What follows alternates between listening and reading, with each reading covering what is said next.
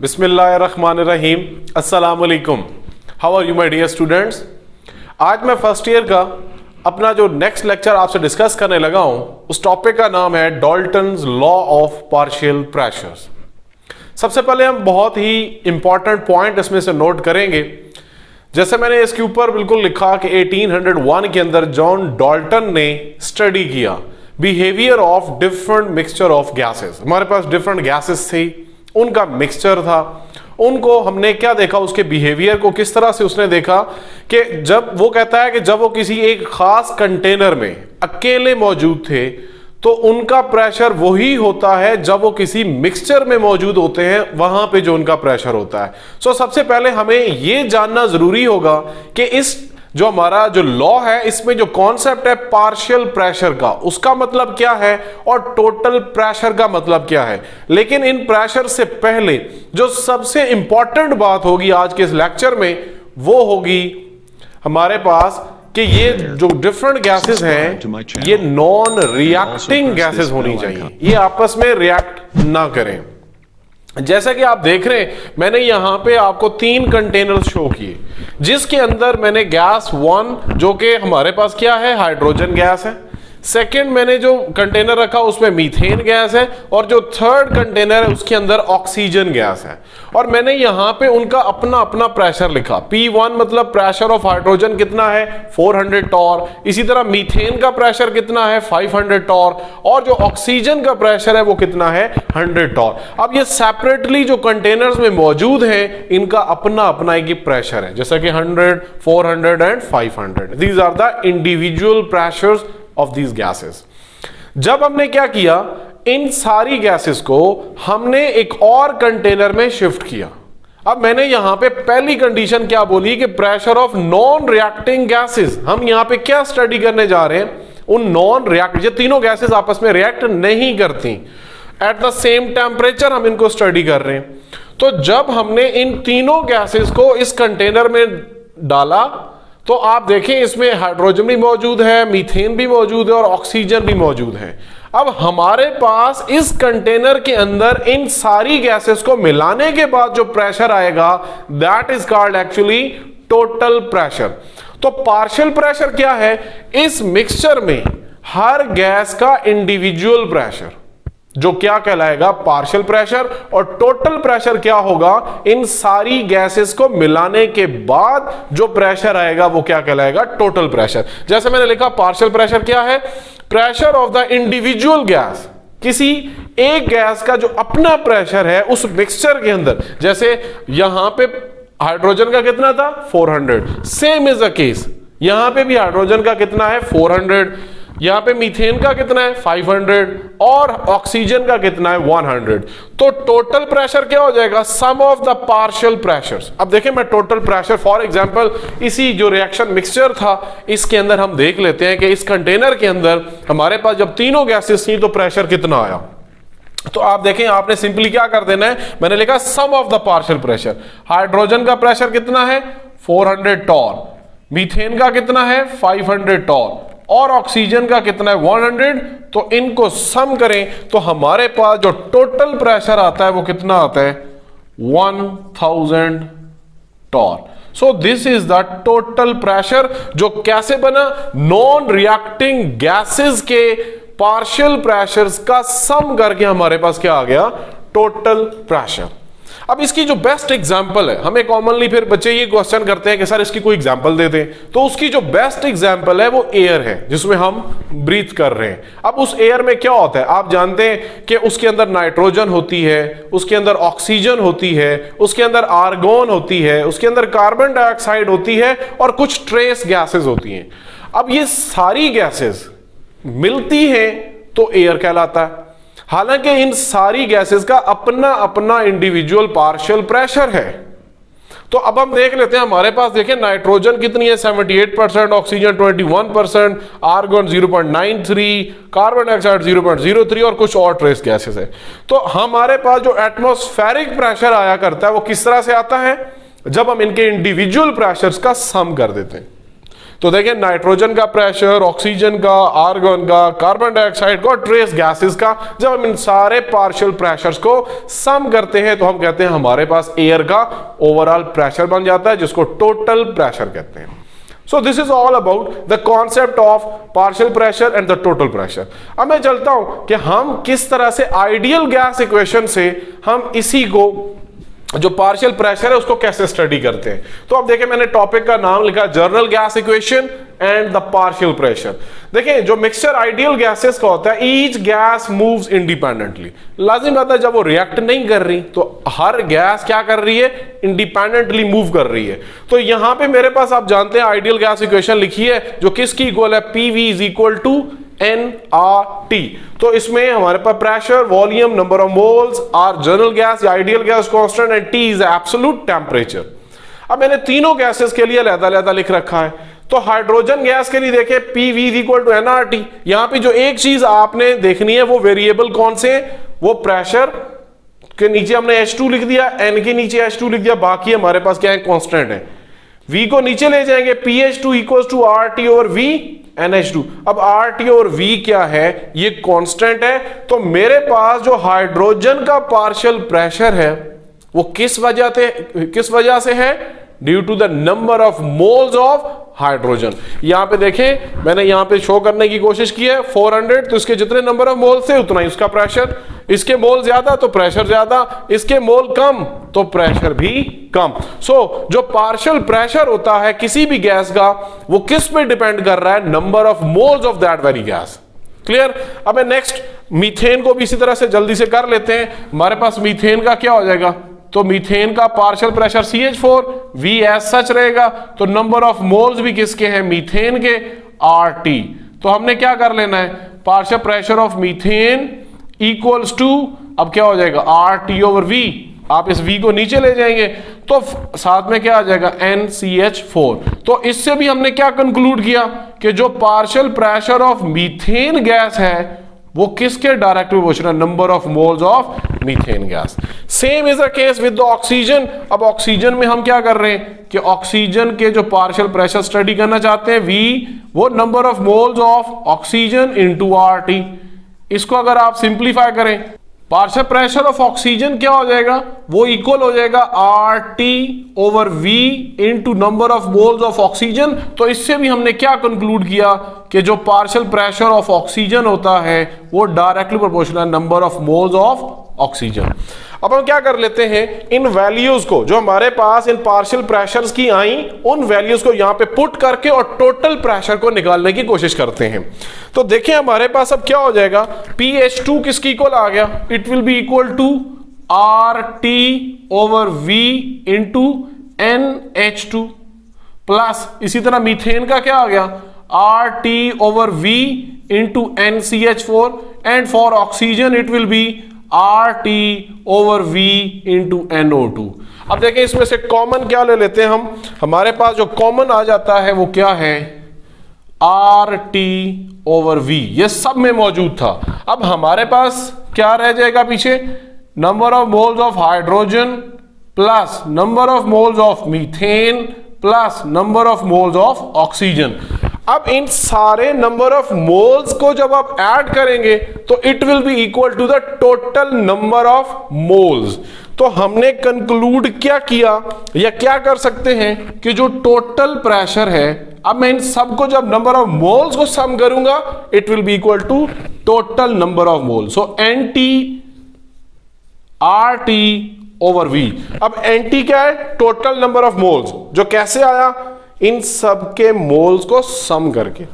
तो अब फाइनली हमने फिर क्या कंक्लूड किया कि जो टोटल प्रेशर होता है वो एक्चुअली किस वजह से होता है, टोटल नंबर ऑफ मोल्स। जितने ज्यादा, अब यहां पे प्रेशर 1000 क्यों हुआ, क्योंकि हमने उन इंडिविजुअल जो गैसेस का प्रेशर था उन सब का सम किया था। तो जितने नंबर ऑफ मोल ज्यादा उतना प्रेशर भी ज्यादा। सो दिस इज ऑल अबाउट। अब पेपर में जो आपका क्वेश्चन आता है कि how can you calculate the partial pressure of the gas. अब यहां पे मैं क्या कर लेता हूं कि आपको समझाने के लिए हम ले लेते हैं, let's suppose we have ideal gases. Ideal gas भी वही होती है जो आपस में रिएक्ट नहीं करती, जिनमें अट्रैक्टिव या रिपल्सिव फोर्सेस नहीं होती। ये इंशाल्लाह हम आगे चल के देखेंगे भी सही। फॉर एग्जांपल मेरे पास ideal gas A and B है, तो अब मैं क्या कर लेता हूं, जो हमारे पास A है उसका क्या बन जाएगा, PAV is equal to NTRT, और जो B हो जाएगी वो क्या बन जाएगी, PBV is equal to NBRT। Sorry, यहां पे अगर प्रेशर A का लिया तो हमारे पास यहां पे Na होना चाहिए। तो इसी तरह जब B हम ले रहे हैं तो उसी का प्रेशर, उसके नंबर ऑफ मोल्स, अगर प्रेशर ऑफ आप B गैस देख रहे हैं तो नंबर ऑफ मोल्स भी उसी के होंगे। अब हम एक और लिख लेते हैं, जो टोटल इक्वेशन होगी, जो टोटल प्रेशर के लिए बनेगी, वो क्या बन जाएगी, PTV इक्वल्स टू, अब वो चूंकि हमारे पास टोटल प्रेशर है तो नंबर ऑफ मोल्स भी क्या होंगे, वो टोटल होंगे। अब ये मेरे पास इक्वेशन 1, ये मेरे पास इक्वेशन 2 और ये मेरे पास इक्वेशन क्या बन गई, 3। अब आप क्या कर लें कि जो टोटल प्रेशर है उसको डिवाइड कर लें। अब हम इक्वेशन 1 को इक्वेशन 3 से हम डिवाइड कर लेते हैं। सो हमारे पास क्या बन जाएगा, PAV इक्वल्स टू NART।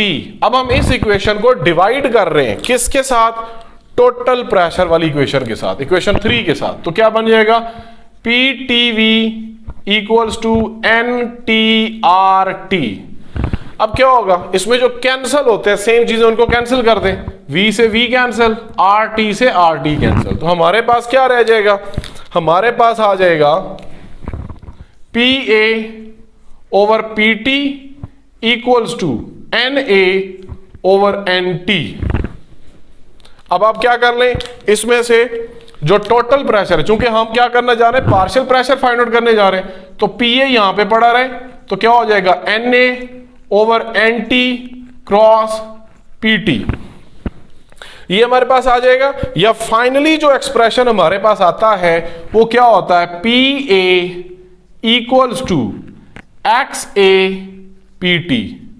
अब यहां पे जो समझने का पॉइंट है वो X है। इसी तरह B में भी जो आ जाएगा, तो B के लिए हम क्या लिखेंगे, सेम इज अ प्रोसेस, तो उसके लिए लिख देंगे जो हमारे पास पार्शियल प्रेशर ऑफ B है वो किसके डिपेंडेंट होता है, mole fraction of B into total pressure. So this is for the second gas. अब यहां पे हमारे पास क्वेश्चन ये आता है कि व्हाट इज मोल फ्रैक्शन। अब मोल फ्रैक्शन क्या है, देखिए मोल फ्रैक्शन होता है X, फॉर एग्जाम्पल मैंने A लिखा तो number of moles of A divided by total number of moles. यहां पे आप देख रहे हैं दो किस्म की गैसेस की हमने बात की, तो इसका मतलब ये है, मैं ये भी लिख सकता हूं कि Na divided by Na plus NB। तो टोटल नंबर ऑफ मोल्स, जब दो किस्म की गैसेस हैं तो दोनों के मोल्स को सम करेंगे तो टोटल मोल बन जाएगा। तो अब एक गैस के मोल्स टोटल में कितने हैं, this is called mole fraction. So X is the mole fraction. तो ये आपने याद रखना है। और एक और इसमें एक बड़ी इंपॉर्टेंट सी टर्म है कि मोल फ्रैक्शंस का जो सम होता है वो हमेशा इक्वल टू यूनिटी आता है। ये इंशाल्लाह आप सॉल्यूशंस के चैप्टर में भी जाके देखेंगे, XA plus XB is equal to 1। तो बड़ा सिंपल सा ही है, आप इसमें जस्ट क्या करेंगे, इनके नंबर ऑफ मोल्स की वैल्यूज को पुट करेंगे तो आप देखेंगे वो किसकी इक्वल आ जाएगा, 1 की इक्वल आ जाएगा। सो यहां पे हमें सिर्फ मोल फ्रैक्शन को समझना जरूरी था कि number of moles in total number of moles, तो वो हमारे पास क्या होता है, मोल फ्रैक्शन। तो डेफिनेशन क्या बन जाएगी पार्शियल प्रेशर की, कि it is product of mole fraction of that gas with the total pressure of the gas. तो अब हम चलते हैं हमारे आज के इस लेक्चर का एक और बहुत ही इंपॉर्टेंट पोर्शन। इस टॉपिक के रिलेटेड जो क्वेश्चन दूसरा पेपर में आता है वो एप्लीकेशंस है। इसमें से शॉर्ट क्वेश्चंस या एमसीक्यूज भी आपके पेपर में जरूर देखे जाते हैं, बहुत ही ज्यादा इंपॉर्टेंट इसमें क्वेश्चन बनते हैं। सबसे पहले हम देख लेते हैं, हमारे पास लिखा हुआ है जी पहली application, collection of gases over water. अब हमने देखना है कि वाटर में जो गैसेस का कलेक्शन है वो क्या है। देखें आप क्या करते हैं, नॉर्मली आप कोल्ड ड्रिंक्स पीते हैं, जो हमारे पास ये सॉफ्ट ड्रिंक्स होते हैं ये क्या होता है कि मिक्सचर होता है। आपने कभी उस बॉटल को ओपन करें तो आपको बबल्स ऊपर आते हुए नजर आते हैं। इसका मतलब क्या है कि वो जो गैस उसके अंदर मौजूद थी वो उसके साथ रिएक्ट नहीं कर रही थी। So that's why this is application of Dalton's law, कि हमारे पास जो वाटर के ऊपर गैसेस का कलेक्शन हो रहा है वो गैस वहां से निकल के ऊपर आ जाती है, जो एफरवेंसेस ऑफ कार्बन डाइऑक्साइड आपको नजर आ रहे होते हैं। तो एक्चुअली अब वो जो गैस उस वाटर के अंदर मौजूद थी, उन दोनों को मिला के प्रेशर क्या कहलाता है? Total pressure. और हम उस गैस को क्या बोलते हैं? Moist gas. मॉइस्ट मीन गीली गैस। तो उस गैस के पार्टिकल्स को हर तरफ से किसने घेर रखा था? उस वाटर ने या उस सॉल्यूशन ने जिसके अंदर वो गैस मौजूद थी। तो हमारे पास क्या आ जाएगा एक्सप्रेशन? आप देखें, हम कहते हैं, मैं यहां पे जो मॉइस्ट गैस लिखूंगा वो क्या होगा? वो मिक्सचर होगा, या जिसको हम क्या बोलेंगे? Total pressure. अब हमारे पास जो मॉइस्ट गैस है, यानी कि जो टोटल प्रेशर है, वो किसकी इक्वल है? वो इक्वल हो जाएगा partial pressure of dry gas plus partial pressure of water vapours. तो इन दोनों का सम जब होगा तो वो क्या कहलाएगा? Total pressure. जैसे हमने अभी बोला कि इंडिविजुअल प्रेशर्स को जब आप सम करते हैं तो वो क्या कहलाता है? वो टोटल प्रेशर कहलाता है। अब हम इसमें जो एक और चीज आपने याद रखनी है, जो pressure exerted by water vapours होता है उसको एक्वस टेंशन भी कहते हैं। तो यहां पे मैं इसको दोबारा कैसे लिख सकता हूं कि मेरे पास जो partial pressure of dry gas था वो किसकी इक्वल था? एक्वस टेंशन भी कहते हैं। सो पार्शियल प्रेशर या pressure exerted by water vapours is called aqueous tension. अब अगर मैं ड्राई गैस का प्रेशर निकालना चाहूं तो मैं क्या करूंगा कि मैं उस मॉइस्ट गैस में, ड्राई गैस मीन अब वो वाटर के साथ कोई कंसर्न नहीं है, तो हम क्या करेंगे? उस ड्राई गैस को फाइंड आउट करने के लिए हम क्या करेंगे? मॉइस्ट गैस में से वाटर के प्रेशर को माइनस कर देंगे, यानी वाटर निकाल दें। तो जब वाटर नहीं होगा तो हमारे पास क्या रह जाएगी? वो ड्राई गैस, यानी कि partial pressure of dry gas जो हम फाइंड आउट करेंगे वो हमारे पास किस तरह से आ जाएगा? So partial pressure of dry gas equals to partial pressure of moist gas, इसमें से माइनस कर लें क्या? Partial pressure of water vapours. तो पानी को माइनस कर लें टोटल प्रेशर या मॉइस्ट गैस के प्रेशर में से, तो हमारे पास प्रेशर किसका आ जाएगा?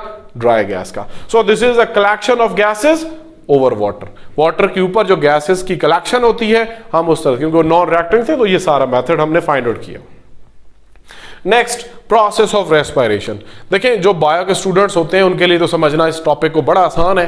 तो जो मैथमेटिक्स के स्टूडेंट्स हैं, प्री इंजीनियरिंग के स्टूडेंट्स हैं, उनको ये मैं बात बताता चलूं कि रेस्पिरेशन एक्चुअली होता क्या है। रेस्पिरेशन ये है कि हम जो सांस ले रहे हैं, हमारा जो रेस्पिरेटरी सिस्टम है, उसमें हम क्या कर रहे हैं कि हम एयर को अंदर लेके जाते हैं, और वो एक्चुअली क्या होती है? वो ऑक्सीजन, और हमारे जो बॉडी से एक्सेलिंग प्रोसेस होता है, इनहेलेशन एक्सेलेशन। तो इनहेल हम क्या करते हैं? ऑक्सीजन को, और हम जो एक्सेल करते हैं वो क्या होती है?